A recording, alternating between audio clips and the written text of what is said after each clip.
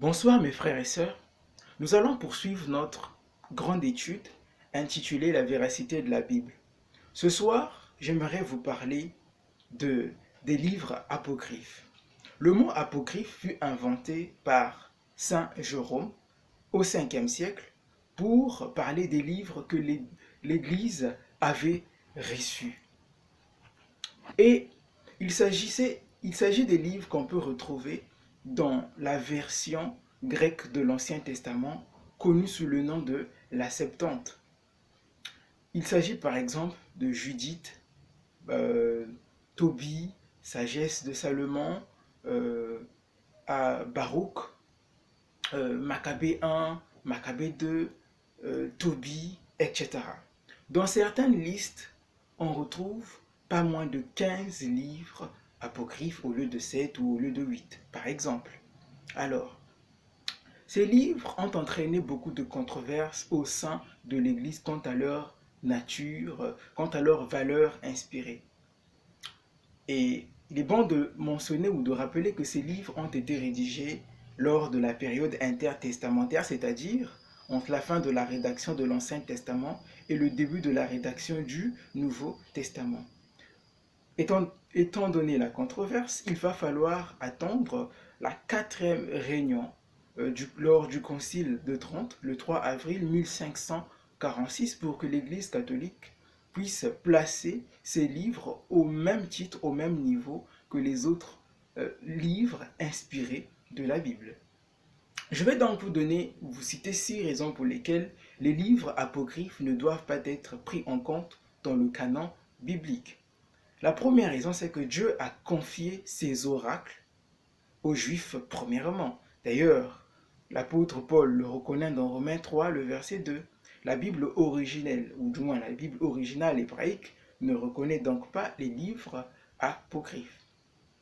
La deuxième raison, c'est que les livres apocryphes étant rédigés en grec, il n'existe aucune preuve de ces livres rédigés en version, euh, si vous voulez, rédigés en hébreu au préalable.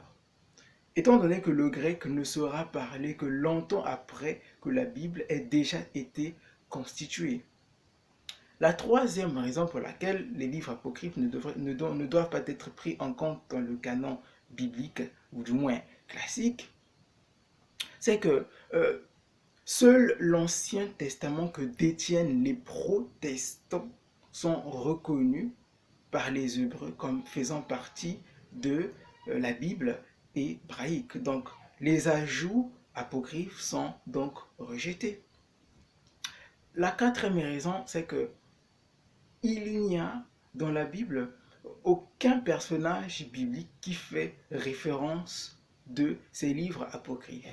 Il y a à l'heure actuelle, enfin pas à l'heure actuelle, du moins un érudit avait fait l'inventaire de 2688 références de l'Ancien Testament dans le Nouveau Testament. Et aucune de ces références ne fait mention aux livres apocryphes.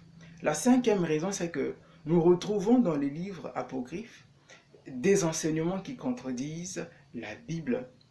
Premièrement, on parle de l'art de la magie, on parle de payer les aumônes dans le but de laver le péché, on y voit un ange qui ment, on parle de la doctrine du purgatoire, des prières adressées aux morts, et même de la doctrine sur la prédestination et du hasard.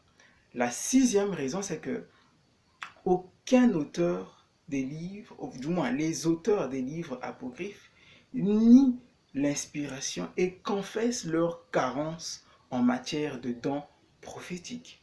Rappelons-le, les livres apocryphes peuvent avoir un intérêt historique, mais ces livres ne peuvent en aucun cas faire autorité en matière de doctrine. Merci mes frères et sœurs, je tenais donc à faire cette petite présentation. Si vous avez des questions ou des ajouts à apporter, ne manquez pas de nous contacter. À très bientôt. Je vous remercie.